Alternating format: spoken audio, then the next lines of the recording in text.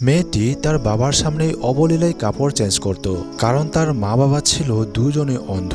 কিন্তু অন্ধ হলেও মা রোজ তাকে চেক করত তার জামার সব বোতাম লাগানো আছে কিনা, জামাটি হাঁটু পর্যন্ত কভার করছে কিনা। এগুলো মার ব্যবহারে মেয়েটি অসহ্য হতো, কিন্তু সে তার মাকে কিছু বলতো না। একদিন মা শপিং করতে গিয়ে তাকে একটার পর একটা ড্রেস চয়েস করে দিচ্ছিল, কিন্তু মেয়েটি সেগুলো অবজ্ঞা ভরে সরিয়ে দিচ্ছিল। তাই মার এবার প্রচন্ড অসহায় ফিল হয় আর মন খারাপ হয়ে যায়। এই প্রথম অন্ধ হওয়ার কারণে তার আফসোস হয়। অবশেষে মেয়েটি নিজের পছন্দের জামা চয়েস করে, তবে সেগুলো ছিল হাঁটা কাটা, গলা বড়, পিঠ খোলা এমন সব জামা। তাই মা সেগুলো কিনতে মানা করলেও সে সেটাই কিনে আনে আর তার মাকে সেলস গার্লের সামনেই অপমান করে। তার মা এই প্রথম লজ্জিত ফিল করে ও কষ্ট পায়। একদিন ইয়েন লন্ডনের আর্ট স্কুলে ভর্তি হওয়ার জন্য ইন্টারভিউ দিতে বসেছিল, কিন্তু যখনই তার নাম ডাকা হলো তখনই তার এক বান্ধবী এসে খবর দিল তার মা নাকি অনেক অসুস্থ, তাকে হাসপাতালে ভর্তি করা হয়েছে। তাই সে ইন্টারভিউ বাদ দিয়ে ছুটে যায় হসপিটালে, কিন্তু গিয়ে দেখে তার মা দিব্যি সুস্থ, শুধু নাক থেকে একটু রক্ত পড়ছিল। তাই সে পুরো রাস্তায় মার সাথে কথাই বলে না। বাসায় এসে সে তার মাকে অনেক কথা শোনায় আর অপমান করে, কারণ তার এই ছোট অসুখের কারণে সে তার জীবনের বড় সুযোগ মিস করে দিয়েছে। মেয়ের কথায় এবার সে কেঁদেই ফেলে। তার অসুখ যে মেয়ের জীবনের উন্নতির পথে বাধা হয়ে দাঁড়িয়েছে এটা সে সহ্য করতে পারে না।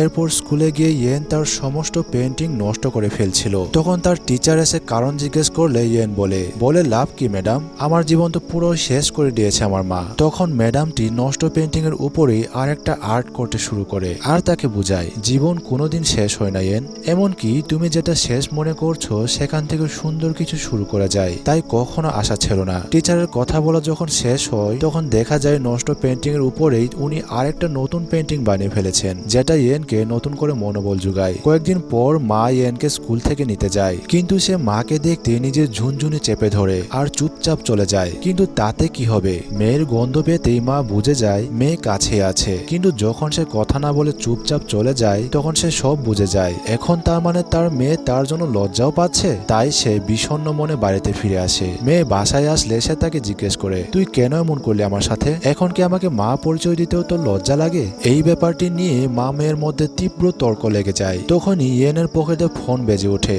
তখন মা পকেট চেক করলে ফোনটি পেয়ে যায় আর সে রাগ করে সেটি ভেঙে ফেলে। আসলে ফোনটি ইয়েনের বয়ফ্রেন্ডটাকে গিফট করেছিল। তাই সে রুমে এসে তার মার সমস্ত প্রিয় ক্যাসেটগুলো নষ্ট করে দিয়ে বাসা থেকে বেরিয়ে যায়। মা যখন মেয়ের এই কাণ্ড দেখে তখন সে প্রচন্ড কষ্ট পায়, কারণ ক্যাসেটগুলো ছিল আসলে ইয়েনেরই ছোটবেলার স্মৃতি। মা ছোট থেকে এখন পর্যন্ত তার সমস্ত কথা বলা রেকর্ড করে রেখেছিল, এমনকি প্রথম মা ডাকাতাও। ইয়েন যখন ছোট ছিল তখন সে রাইস কুকারের তার ধরে ফেলে দিয়েছিল। বাচ্চার কান্না শুনে মা সাথে সাথে ছুটে আসে, কিন্তু সেও গরম ভাতের মারে পিছলে পড়ে যায় আর অসহ্য ব্যথা সহ্য করেও সে বাচ্চাকে উদ্ধার করে। ভাগ্যক্রমে বাচ্চার শুধু অল্প হাত পড়ে গিয়েছিল, কিন্তু সোশ্যাল সার্ভিসের লোকেরা তাদের এক গাদা কথা শুনে যায় আর তাদের হুমকিও দিয়ে যায় ভবিষ্যতে যদি এমন ঘটনা আবার ঘটে তাহলে তারা মনে করবে অন্ধ মা বাবাটি বাচ্চা পালার জন্য ফিট নয় আর বাচ্চার দায়িত্ব সরকারকে দিয়ে দেওয়া হবে। এটা শুনে মা অনেক ভয় পেয়ে যায়। সে টেপ রেকর্ডারে তার বাচ্চার কাছে ক্ষমা চায় আর প্রমিস করে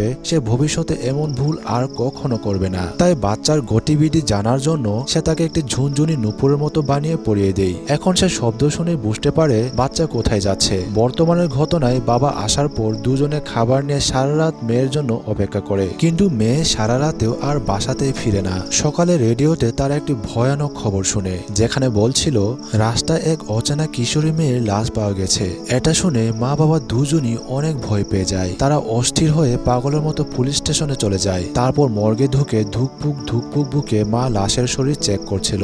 এই সময় মেয়ের সাথে কাটানো সমস্ত সুন্দর স্মৃতি তার চোখে ভাসতে শুরু করে। তখনই লাশের হাত ধরতেই মা হাঁপ ছেড়ে বেঁচে যায়, কারণ তার মেয়ের হাতে পড়ার দাগ ছিল, কিন্তু মৃত মেয়েটির হাতে সেটা ছিল না। এরপর তারা পাগলের মতো মেয়েকে রাস্তায় রাস্তায় খুঁজতে থাকে, এমনকি বৃষ্টি হলেও তারা ভিজে ভিজে তাকে খুঁজতেই থাকে। সারাদিনও মেয়েকে পায়নি বলে রাতে মা এবার ভেঙে পড়ে। সে নিজেকেই গালি দিতে থাকে, আমি খুবই খারাপ মা, আমি মা হওয়ার যোগ্যই না। অন্যদিকে তার মেয়ে বয়ফ্রেন্ডের সাথে মজা করে দিন কাটাচ্ছিল। বাড়িতে অন্ধ মা বাবা যে তার জন্য চিন্তা করবে এটা যেন তার মাথাতেই ছিল না। সারাদিন পার্টি করে মাঝরাতে বয়ফ্রেন্ড ও বন্ধুরা মিলে শপিং করতে ঢুকে একটি শপে, কিন্তু তখন একটা অপ্রত্যাশিত ঘটনা ঘটে যায়। তার সব বন্ধুরা এমনকি বয়ফ্রেন্ডও ব্যাগে করে অনেক জিনিস চুরি করে নিয়ে যাচ্ছিল, কিন্তু সিকিউরিটি গার্ড তাদের ধরে ফেলে। কিন্তু ইয়েনের মা বাবাকে সে চিনত, তাই সে ইয়েনকে ছেড়ে দেয়। এই প্রথম বয়ফ্রেন্ডের আসল চেহারা সে দেখতে পেয়েছিল। তাই ইয়েন বাসায় ফিরে আসে আর এসে দেখে গত রাতের খাবার এখনো টেবিলেই পড়ে আছে। তাই সে বুঝতে পারে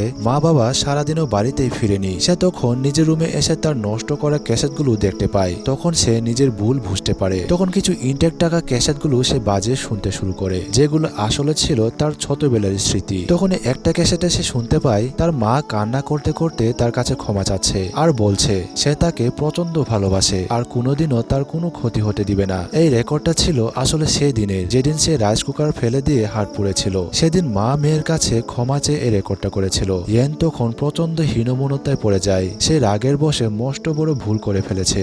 অন্যদিকে মেয়েকে না পেয়ে মা পাগলের মতো কান্না করতে করতে শুধু তার নাম ডাকছিল। তখন একটা ছাতা তার সামনে এগিয়ে আসে আর মা বুঝে যায় এটা তারই মেয়ে। সে সাথে সাথে তাকে জড়িয়ে ধরে হাও মাও করে কান্না শুরু করে দেয়। পরের দিন ইয়েন যখন স্কুলে যায় তখন বয়ফ্রেন্ডের একটা লেটার পায়, যেখানে লেখা ছিল গতকালের ঘটনায় সে খুবই লজ্জিত, তাই সে শহর ছেড়ে চলে যাচ্ছে। সে আর কোনোদিন তার সাথে দেখা করবে না। কিন্তু বয়ফ্রেন্ডের চলে যাওয়াতে ইয়েনের একটু কষ্ট লাগে না, কারণ সে এখন বুঝতে পেরেছে তার জীবনে কে গুরুত্বপূর্ণ। সে আবার ছোটবেলার মতো মা বাবাকে নিয়ে ঘুরতে শুরু করে দেয় আর পৃথিবীর বিভিন্ন অদেখা জিনিস তাদের ফিল করাতে শুরু করে। বয়ফ্রেন্ড আর মার মধ্যে চুজ করতে হলে আপনি কাকে চুজ করতেন সেটা কমেন্টে জানিয়ে দিন।